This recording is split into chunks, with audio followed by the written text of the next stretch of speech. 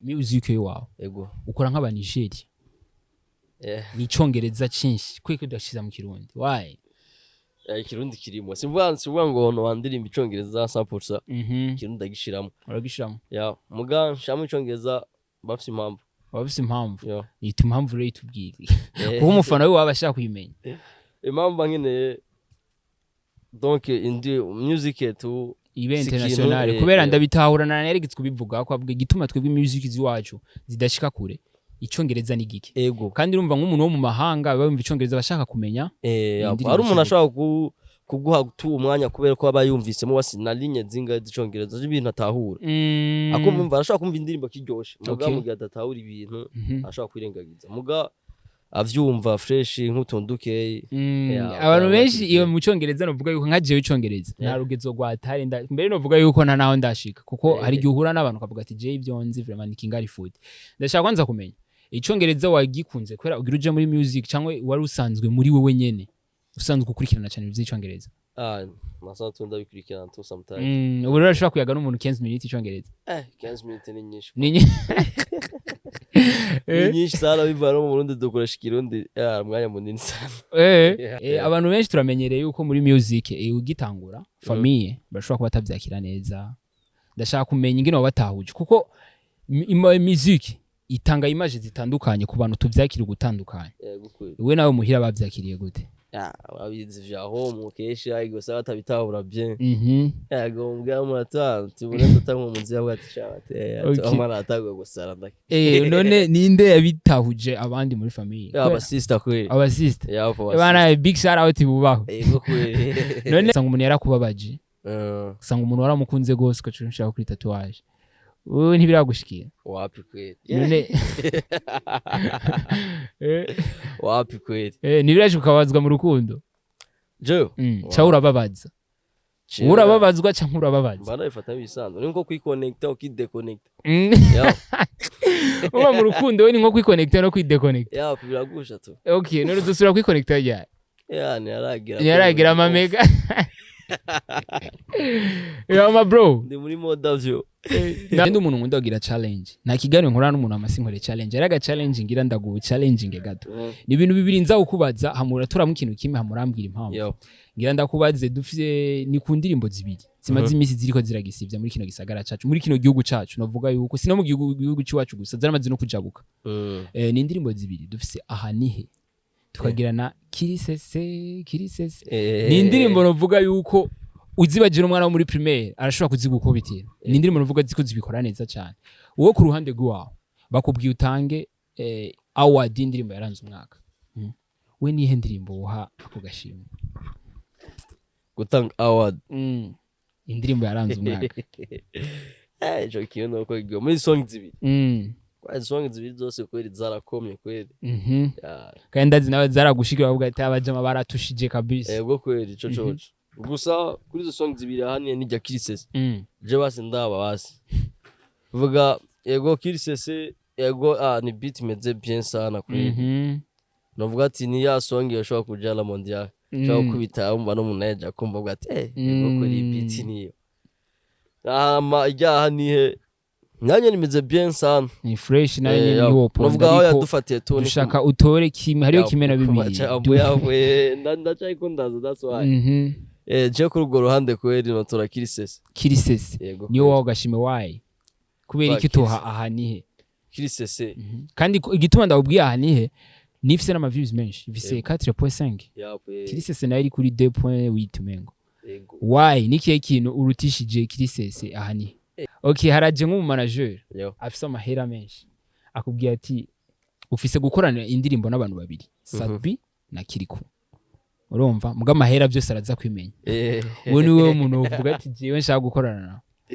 na Sabi Mr. Kirisese ndashaka rero kumenya iyo uri kurasohora indirimbo refrain ni ikintu gikunda kugorana gose mu ndirimbo refrain uyitora gute bize kuzamo gute je kenshi umustari wo ndashobora n'ubunaje ndashobora gucana freestyle ubunyene nkakubwira ati umeva puma umeva madineti urumva umeva timba urumva n'umustari wanje umustari wo ndazi ni ikintu kirashobora kukorohera hama refrain nayo bigenda gute refrain ni ikintu kigoye gamwe kwa ko mu music abari step nyinshi hari amajambo melody kenshi usanga uri kuyibaza sana kuri melody kwanza cyo ncambere baje wasinifate ko ndandika ntabwo kwanza ari kibruwe cyambere kwanza kiza bro ya mbere hama nkakosora amajambo ntangura kuri verse hamaja kuri chorus okay hama nko ku bantu bagu bari kora dukurikirana right now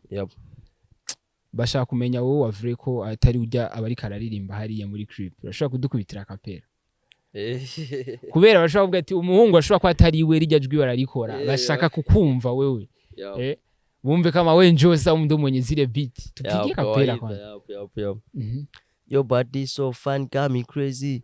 Your body so fun, got me crazy. Crazy. Got me. Twani ndani nkama ninja. Today we got a party na my cheese. Umve. Get it high nkama ninja. She will smoke na my drinks. Tutangura ari black. Your body so crazy ni hatari. Show me love tonight. Get a special guest tonight. Yo ni Monica. Wapi on tonight? Ahubwo rero ikintu kimwe nabonye muri ryo clip yawe mwara ahantu bro urashimira cyane management yawe ni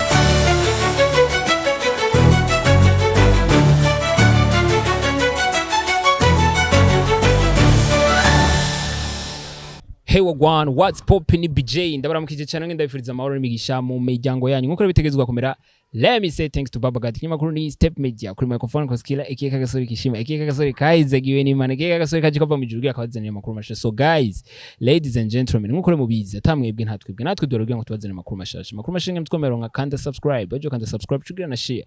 Kugira na mugenzi wawe, famille bose bashikirwe ku makuru mashasha zo makuru kuri Step Media. So guys, ladies and gentlemen, nabantu vuga yuko umuntu amaze kugira subscribe kuri Step Media. Ebani cyambere cyo turagushimiye cyane. Urumwe mu bantu vuga yuko mutuma tugira esprit yo gukora cyane.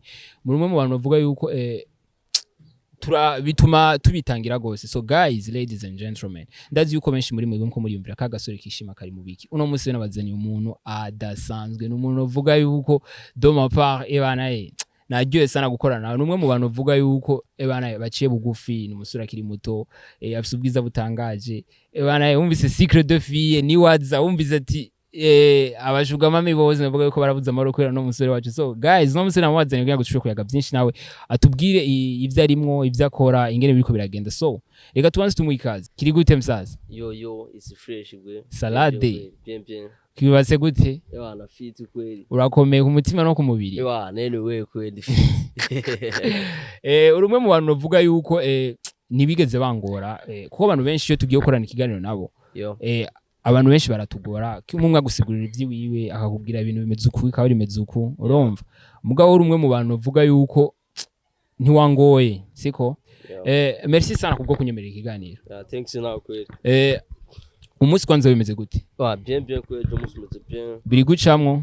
Vyose bimeze fit kweli. Okay, gwera mu gitondo ikintu wateguye kitaciyemo cyo bari nkiki? Ni imvura niyo yadekonye. Yadekonye mu byo wari wateguye imvura ntiyaririmwe. Kweli. Hama bro, chambere cho unapendeza kwanza. Thanks sana, thanks. Ukiva muhira, ni jamba wa mbere umuntu yabikubwiye ko warubereye. Wapi. Ano ndo bambwiye. Okay. Hama umunsi kwanza bimeze gute upanze gute uko wabiteguye niko biko biragenda canko ari kitagenda yadekonye ibintu byose ni byemye. Umeze fresh lakini. Fresh. Ari kibazo numva umenga no kubaza muri umwanya. Muga turazogishika kunagenda kubaze kuri mu rukundo. Tonto. Nagenda kubaze kuri mu rukundo kabisa. Uri mu rukundo garast? Wapi kweli? Why? Ubwiza ufise abakobwa bo ntibakibona. Benshi je n'abajamatu none zoja mu rukundo ryane. Nyarage. Uracari muto. Wapi turabyo ndashaka tu. Kweli. Okay, hama ku bana ari jambere bakubonye kuri Step Media bifuza kumenya uwo ari we siko uburinde ukora iki usanzwe uri umuntu ki? Kwa Damzz Kartel. Damzz Kartel. Umuririmbyi wo mu Burundi. Umuririmbyi wo mu Burundi. Okay, hama abantu benshi. Mu kwita amazina akaroro nka Bface tuzi ko yitwa Boniface. We nawe Damzz Kartel limetoka wapi? Damzz Kartel. Damzz navuga ryavuye muri Sony medina ryanje tu. Nitwa Fleury Damascene. Fleury Damascene. Damascene yawe.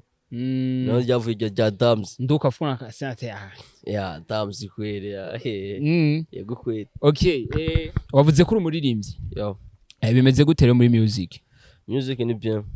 Fresh sana kwere. Uri umuririmbyi ubimazemo igihe kingana gute? Gihe kinini sana natanguye kera gusa.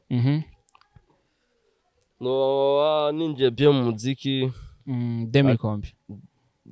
Nabigize professionnel en 2018 ndo kaona hii ndo antanifai kazi sasa. Ego ya. Okay. Apare umuziki nakandi kazi wo gukora? Wapi? Ya muziki gusa. Okay. Abantu benshi turamenyereye yuko muri music ugitangura famille bashobora kuba batavyakira neza. Ndashaka kumenya ingene wabatahuje kuko music itanga image zitandukanye ku bantu tuvyakira gutandukanye. We nawe muhira bavyakiriye gute? Abizi vya home kesha igose batabitahura bien. Yego mbwa mata tubone tutangwa munzi yabwa tishate. Amara atagwe gusara ndaki. None ninde yabitahuje abandi muri famille? Aba sister kweli. Aba sister. Yapo. Bana big shout out bubaho. Yego kweli. None ndashaka kwanza kumenya. Yo. Wavuze yuko uri umuririmbyi. Music kandi uvuga wavuze yuko wayitanguye 2018. Yapo none abiga professionnel nyene twinjira mu byo. Okay. Ni ikihe kintu catumye ubona ati jewe ngira mfate ihangiro ryo kuba umuririmbyi tingira nje muri music ko abantu benshi dufata tuja mu buzi dufise ikidutwayeyo dufise impamvu we niye mpamvu yatumye uhitamwo gukora umwuga w'umuziki? Music jewe suba ngo nabigize go kugira tuvuga gute ama bikwavuga ati nshaka amahera canke iki meje byabindimo ibintu tunashaka tu navuga ati one day naje ndakira zo muri rivyi kwa byari bindimo tu ndakira zo muri rivyi mbona nje ndi mu mashow one day ndonda ndahumagane bana ico kintu kweli ico nibirashikana no kaja muri show ga performinga nko muri show wapi ntiyaragira umuboss akwizera ati bro njo pige vibe mu watu wapi gusa ndibaza vuba vuba cyane ko bazodutumira ndifuza rero kumenya wavuze yuko umuziki watanguye 2018 akenshi abantu benshi turiko turatangura ibintu hari ibintu byinshi bitugora we nikiye kintu cakugoye imbere tutangura ku umuririmbyi? Ibintu byatanga kungora umuziki kuja muri studio mara kuja muri studio kwere ikintu coroshe kabisa ikintu kwere cyari kigoye sana byari byo gucora mu site gira ukuntu kuganda uko nushikari yaye gusa hari umuntu nyene atabagutaba ati tekana ivyo no kurambwira ngiyo mugara n'abandi nyaba bagutahura akuvuga ati nta fo ufisa ngahe reka twongereze cyangwa twigenda nyene. Okay. Wavuze yuko ikintu cyambere cyatanguye kugora umunsi wa mbere uja muri studio. Ninde yagoye icyumviro cyo kuja muri studio? Na wakima yabwo jenje nyene tu. Ngo byabe muri mu ndoto ziwawe tu. Yego nashaka kumva naje nagiye kwa registra numve tu. Okay. Ngerageje kuraba kuri YouTube channel yawe. Ni YouTube navuga yuko ifise amaposta ane. Amaposta ane, clip zibiri na audio zibiri. Yego. Ndifuza kwanza kumenya mu bantu navuga yuko watanguye abantu benshi bagitangura ikintu cha clip kirakunda kugorana gose. Yego. Ewe nawe ugitangura siko clip turabona ko watanguranye na clip kandi ifise amasanamu meza. Ndifuza kumenya urikorana cyangwa ufise abandi mufashanya kwera ibintu nkabijya vraiment navuga yuko hari igihe babikeneyemo label babikeneye abantu bagufasha kandi clip turabona yuko yagutwaye uburyo butari buke. Ndifuza kwanza kumenya clip bimeze gute niwe wimenye canko hari abandi bantu nawo bikesha? Ndafise label. Okay, label. Label itwa gute? 908. 908. Okay, narayibonye nivyo. Narayibonye kuri zijya ndirimbo ziwawe hajya munsi. Bagashize hajya munsi. 908 record mengo. Yego. Kwe kibayisuko. Cyangwa ivyo ntavyuzi. Ivyo ntavyuzi kweli. Yabizi abizi nyene. Mu manager nyene wababizi. Manager. Ndashaka kwanza kumenya bo bakuronse gute? Ukuru badose. Navuga tuka umuntu yambranchije. Umuntu yakubranchije. Kuko yali call ya night. Mu ntango za yali bonane kwese ndovyibagira. Hari mwijoro papa. Mu ntango ya 2023. Ukweli yali call monikore ya mfonye tu nimero hanze mugati umuntu hanze mfonye ninda canke izinza nimero z'ababa niki. Abantu bari mitere bakwandikira ngo nguheranye ibi. Niyo nawe nibyo nitavye numva tu umuniga. arambwira turavugana ambaza twa dukore gute ukuntu ndamubwira Fabrice anje muzika iri kingora avuga ati ntafo turagikosora ndashobora gufasha muri ubu buryo je bwo shoboye novuga yuko we bakikurondera siko we muri we warabanje kwanzuragira amadute eske ibintu byo bari byo bro kurubundi kweli chora chibaza me mbonye indi call ya morning navuga ati bya bintu biri serieux rero hama novuga yuko ngerageje kuraba music yawe yego ukora nk'aba Nigeria ni icongereza cinshi kwiko udashiza mu kirundi why ikirundi kirimo simvuga ngo no wandirimba icongereza 100% kirundi ndagishiramo uragishiramo muga nshamo icongereza bafise impamvu yita impamvu rero tubwire kuko umufana we wabashaka kuyimenya impamvu nkene donc indi music tu ibe international kubera ndabitahurana na Eric kubivuga ko avuga gituma twebwe music ziwacu zidashika kure icongereza ni gike kandi urumva nk'umuntu wo mu mahanga baba bumva icongereza bashaka kumenya ari umuntu ashaka kuguha tu umwanya kubera ko aba yumvisemo wasina linye zinga z'icongereza ibintu atahura akumva ashaka kumva indirimbo kiryoshe muga mugihe adatahura ibintu ashaka kwirengagiza muga avyumva fresh nk'utunduke abantu benshi iyo mu cyongereza no vuga yuko nkajewe icongereza narugezo gwatari mbere no vuga yuko nta naho ndashika kuko hari gihe uhura n'abantu kavuga ati je ivyo nzi vraiment ni kingari food ndashaka kwanza kumenya icongereza wagikunze kwera ugira uje muri music cyangwa wari usanzwe muri wewe nyene usanzwe gukurikirana cyane ivy'icongereza nasa tunda bikurikirana to sometimes ubu rero ashaka kuyaga n'umuntu 15 minutes icongereza 15 minutes ni nyinshi ni nyinshi sana bivana mu Burundi dukoresha ikirundi mwanya munini sana hama de Damzz Kartel novuga yuko kugira ndakuronke hari umuntu nabanje kurondera novuga yuko n'umujama wa grand frère n'umuntu akunda gushira cyane ku mastati arumva agafata ibikorwa by'iwanyu novuga aragufasha cyane kugira promotion yego ndashaka kumenya ninde kuri wowe Tony Big Man Tony Big Man Tony ni nka manager kweli ni nka manager yapo okay mu bikorwa ukora vraiment hari ibintu bimwe mubona wo mukesha yapo byinshi sana okay hama je novuga yuko niza ngaha nakubajije ico ufata mu gihe umufana abantu benshi numiwe umuririmbyi afata ifana ivyo navyo menyereje usanzwe ukijijwe kweli sinumukizo me ibintu byose bifise umwanya zini impamvu ndakwaje ico kibazo abantu benshi bari muri studio nk'abaririmbyi tumenyere haba baje muri studio kugira imistari iboneke haraba kubita kabia haraba kubita hajya nk'akawidi kugira ngo imizuki ibe mizuka sawa binendeka gaje sawa ko mbona yani fantaji ya fanta je ikintu kweli kikunda kuma esprit mu beat maker ariko akora beat na kweli vibe kweli inzari yose kweli kweli wewe ngerageje kuraka indirimbo ziwawe ni indirimbo novuga yuko zifise ama views atari make kandi na views meza nibyo tuba dukeneye ku muntu akiduga 100 views mu kwezi kumwe kuri we bivuze iki ndagerageje kuraka kuri YouTube channel yawe indirimbo hari indirimbo ifise 100 views zirenga ku mu kwezi kumwe kuri we bivuze iki ni ikintu kinini sana kuri YouTube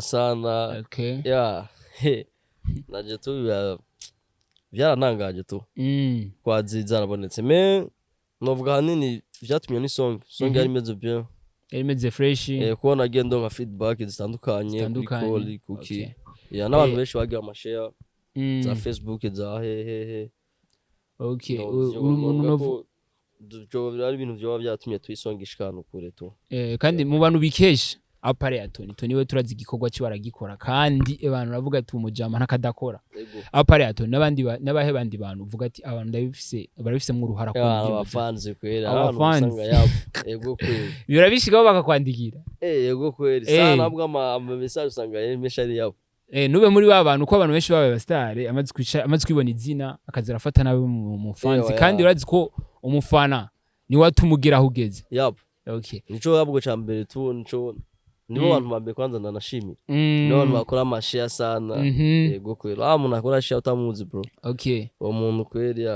afite urukundo Damzz Kartel je umuntu nkunda kugira challenge nta kiganiro nkora n'umuntu amasinkore challenge araga challenge ngira ndagubu challenge gato ni ibintu bibiri nza ukubaza hamura turamo ikintu kimwe hamurambwira impamvu ngira ndakubaze dufite ni ku ndirimbo zibiri zimaze imisi ziriko ziragisivya muri kino gisagara cacu muri kino gihugu cacu navuga yuko sino mu gihugu ciwacu gusa zaramaze no kujabuka ni indirimbo zibiri dufise aha nihe tukagira na Kirisese ni indirimbo navuga yuko uzibagire umwana wo muri primaire arashobora kuzigukubitira ni indirimbo navuga ziko zibikora neza cyane uwo ku ruhande rwawo bakubwiye utange award indirimbo yaranze umwaka we nihe ndirimbo uha ako gashimwe gutanga award indirimbo yaranze umwaka jo kiyono ko giyo muri song zibiri kwa song zibiri zose kweli zarakomye kweli kandi ndazi nawe zaragushikira bavuga ati abajama baratushije kabisa yego kweli coco gusa kuri izo song zibiri haniye nijya Kirisese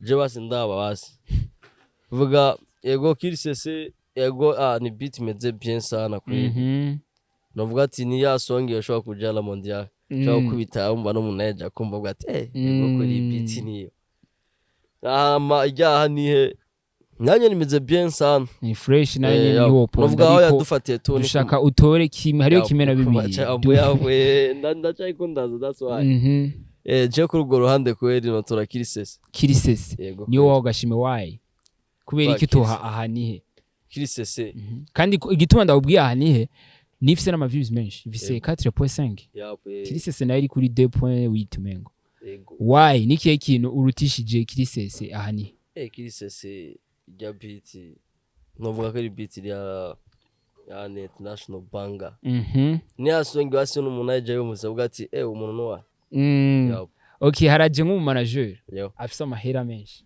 akubwiye ati Damzz sinzi ko izina ryo ndarivugana ni Damzz cyangwa ni Damzz arakubwiye ati ufise gukorana indirimbo n'abantu babiri Sabi na Kirikou urumva muga mahera byose araza kwimenya we niwe umuntu uvuga ati jewe nshaka gukorana na Sabi Mr Kirisese ubu mwahura nawe Sabi ni kintu wamubwiye jambwa ati big up sana none karakora ikaragura imbibe sana okay twagurira kweli cyo kino kimushimira sana je nakubwiye turi muri challenge je ndakunda gu challenging abantu ngira ndakubaze kukende ibindi bintu bibiri uraturamo ikintu kimwe dufise Instagram tukagira na TikTok niye hantu umaze kuhakura umukobwa urikura draga umukobwa TikTok umuntu akoresha cyane TikTok para Instagram TikTok ndakoresha sana niyo hantu muvuga yuko umaze kuhakura icuki kwera abantu tubeshi twafanye yajya beshi n'abantu benshi tu ugerageje rero kuraba apare umuziki wawe tumenyere yuko umuntu ari karakora igikorwa hariyo platform igufasha akarero nka Facebook ashobora gufisa abafana benshi muga kuri YouTube atabafana office rero kugira bigufashe kuzuza abafana hariyo ashobora kubabwira Facebook enda mushigikire we niye platform yo gufasha gutuma YouTube yawe ija mu kazi Facebook urashimiye sana rero abantu bo kuri Facebook igikorwa bakora Facebook ikwiriye gukwira Damzz Kartel bana bro ndakunze kwanza ingeno yaga hari kibazo nakubwira nifuze kukikubaza yuko buri mu rukundo shaka rero umbwira impamvu nyakuri utari mu rukundo yuko impamvu nyakuri utari mu rukundo warababajwe cyangwa buri mu bintu udakunda Navuga ko time mfise to. Nta mwanya wavyo ufise ni ku focus na Frank. Focus na Ela. Bimwe mu baririmbyi ari ibintu bakunda gukora album EP. We nawe tuzobikubona ko ryari. Byo kuzura sora ama album na mayipe. Habuziki. Wow. Umuntu ashaka gukora EP time abashaka. Bivana n'isonga ubufise no kuntu butegura ibintu byawe. Me je muri program zanje sinibaza EP ko yobigiriragira gusohoka canke album. Ubwo gwego ntago urabona yuko rukiri kure gose. Siniri kure sana ko nshano nayisohora. Songe zibaze harime ndacari kibiri ibindi nkiko ndaraba. Okay ubanza gukwiza kwanza. Yego. Ndashaka rero kumenya iyo uri kurasohora indirimbo. Refrain ni ikintu gikunda kugorana gose mu ndirimbo. Refrain uyitora gute bize kuzamo gute? Je kenshi umustari wowe ndashobora n'uraje ndashobora gucana freestyle umunyene nkakubwira ati umeva puma umeva madineti urumva umeva timba urumva uri umustari wanje umustari wowe ndazi ni ikintu kirashobora kukorohera hama refrain nayo bigenda gute refrain ikintu kigoye gamwe yabwa ko mu music abari step nyinshi hari amajambo melody kenshi usanga uri kuyibaza sana kuri melody kwanza cyo ncambere baje wasinifate ko ndiko ndandika ntabwo kwanza ari kibruwe cyambere kwanza kiza bro ya mbere hama nkakosora amajambo ntangura kuri verse hamaja kuri chorus okay hama nko ku bantu bagu bari kora dukurikirana right now bashaka kumenya wowe wavure ko atari ujya abari kararirimba hariya muri clip bashaka kudukubitira kapera kubera bashaka kuvuga ati umuhungu ashobora kwa atari we rijya jwi bararikora bashaka kukumva wewe bumve kama we njosa umuntu mwenye zile beat tupige kapera kwa Your body so fun got me crazy. Your body so fun got me crazy. Crazy got me twani ndani nkama ninja. Today we got a party na my cheese. Umve get it hang nkama ninja. She will smoke na my drinks. Tutangura ari block. Your body so crazy ni hatari. Show me love tonight. Get a special guest tonight. Yo ni Monica. Wapi on tonight? Ahubwo rero ikintu kimwe nabonye muri ryo clip yawe mwara ahantu bro urashimira cyane management yawe ni itanga amasana ameze neza ijya clip narayiravye nka 2 fois cyangwa 3 fois mu mwanya umwe ndiko ndayikurikirana gose ifise amasana mu meza kandi biraboneka yuko ahantu mwayikubitiye sahantu umuntu nka kubebeshe ni image nziza hameze neza haya nto bari hega kaka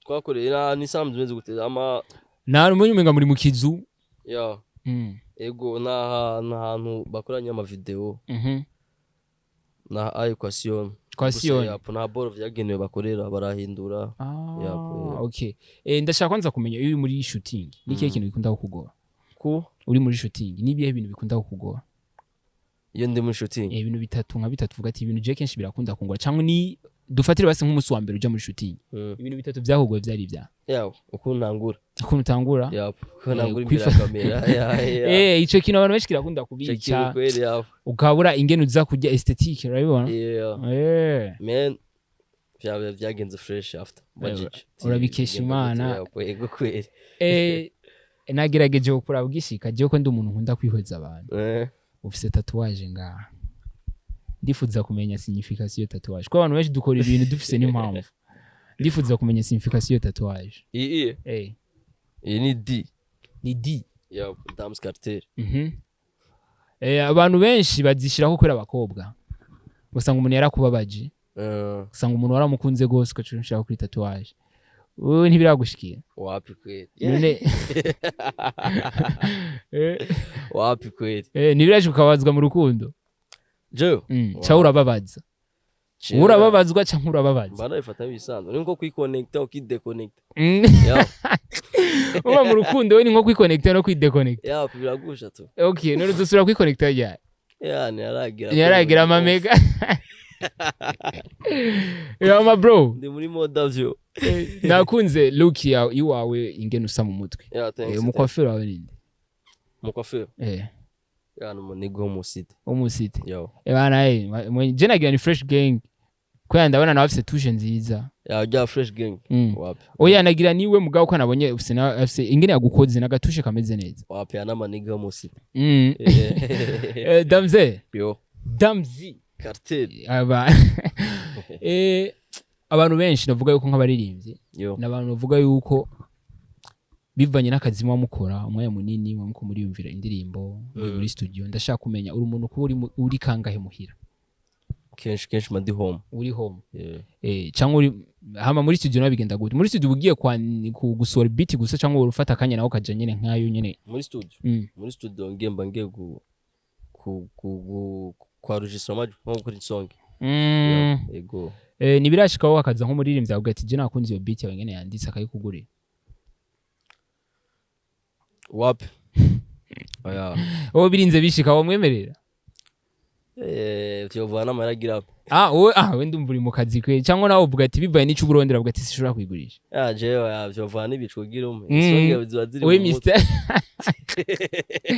Mr. we ricapsi yego kweli ndaguha amandika ibyo banje bawo hama umuririmbyi akenshi urugeze ugeze ko maze kwitwa umuririmbyi siko hari igikorwa gishasha uri kuradutegurira canke muri umwanya muri pause ego kirahari kiko kiraza ego kweli ni featuring canke ni wenyene kandi kwa kundi nyene ni surprise ni surprise iryo ni banga ry'iwawe ego oya jenzo bibaza Tony kandi azobimbwiye azobe none nayo izo zifite amasanamu meza nka kujya tubibona cyangwa nayo imzu wanza mudute mwodyo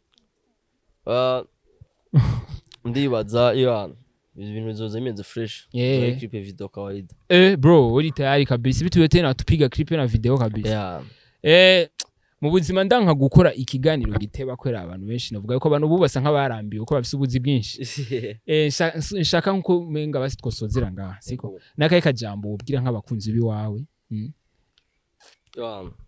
thanks sana ndabashimira sana abakunzi umuziki ndundi bose hamwe thanks sana ndabashimira kuri support n'urukundo rw'abaduha nguvu zabo ndabashimira sana ku bantu baba bifuza kumenya nka platform zose ari nka zishasha bakubonye babifuza kumenya platform zawe zose ukoresha nzijya rijya zina nyene ukoresha canko ari ni Damzz Kartel kuri TikTok, Instagram, Facebook na YouTube hose bana mwamwumvise ni Damzz Kartel umusore akiri muto akerebutse muri byose nawe ama ku muntu yabayifuza nko kuronka revyo cha bigenda gute nawe yandikira nimero ya WhatsApp ibiri ko hose Instagram hose arashobora kuronka hose kweli hama merci sana kwanza thanks now bana imani kongera umugisha big up now thanks sana hama ikintu kimwe no gusaba ntogenda nari nirengagije abakunzi ba Step Media sabira subscribe bari mico kintu baracirengagije namaniga mwese muge subscribe kuri channel abakunzi ba Damzz Kartel bana turabakeneye kabisa ngana abakunzi ba Step Media genda mushigikire Damzz Kartel kweli bana merci sana big up imani kongera umugisha bless up ciao